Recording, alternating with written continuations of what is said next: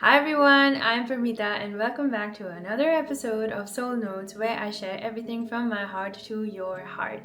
And today's theme is all going to be about trust and surrender. You have probably heard this phrase a lot every time you're going through some kind of transition, some kind of massive change in your life. You've probably heard people tell you, like, hey, just trust the flow and just surrender to it. You really are not in control of anything. And it's such a vague two words to use because it's hard to put it in a tangible sense of what it truly means to trust and surrender. And I meditate a lot, so in my perception, it was always like, okay, cool, you really have no control of your reality, so all you got to do is just trust whatever is happening to you and trust that it's happening for you and surrender to the moment.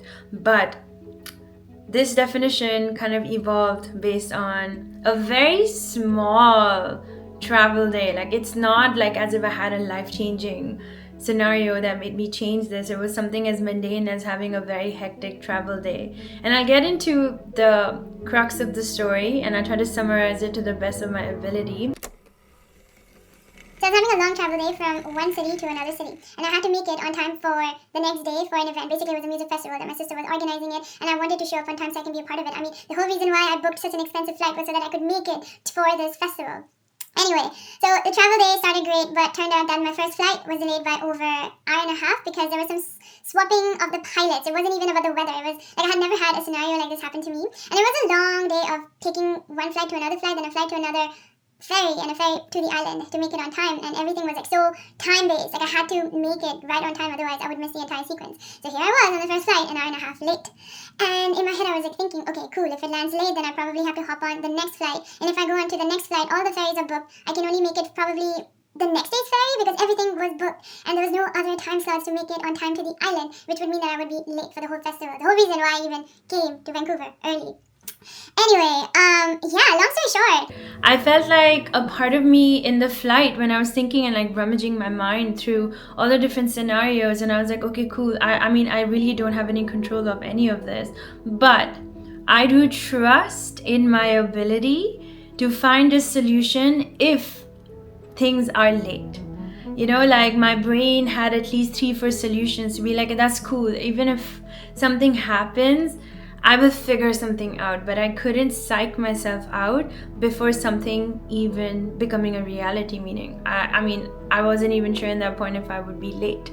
So yeah, here I was like panicking and freaking out, and yeah, every single sequence was a bit delayed, but somehow I made it on time for every single mode of transportation, which is what kind of solidified the whole essence of trust and surrender. The trust part is how much trust and faith do you have in yourself to overcome any issues that life will throw towards you.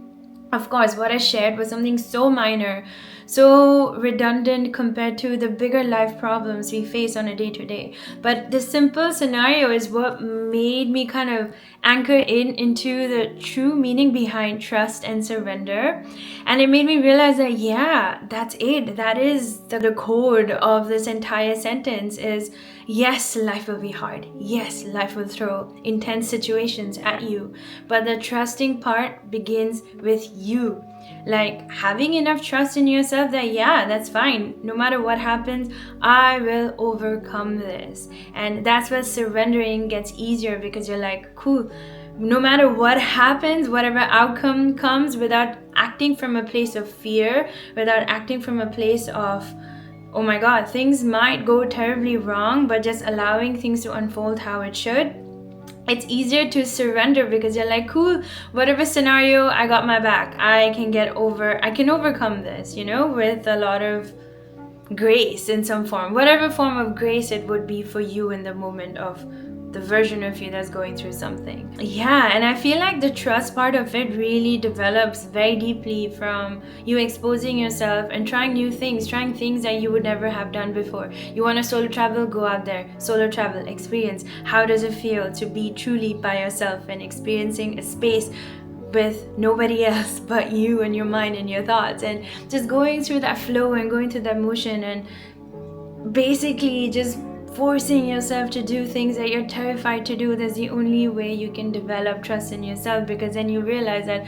oh damn, I got through the other side. I actually did it, rather than thinking about it or procrastinating on it because you're fearing that you might fail at it. But hey, all you can hold on to is yourself and your ability to keep moving forward. So yeah, this little travel day completely shifted the way I saw what trusting really meant. So next time if someone comes and says just trust and surrender when things don't go as planned, you know exactly what this means. It's just pure trust in yourself that you will be able to get to the other side. Yeah, I hope you found this video as useful as this download was for me. Yeah, and if you like receiving and seeing more of these kind of videos, don't forget to like, subscribe, and comment if you have had a similar experience as well that changed your version of what trusting really meant. Anyway, have a beautiful day, you all, and I will see you in the next video.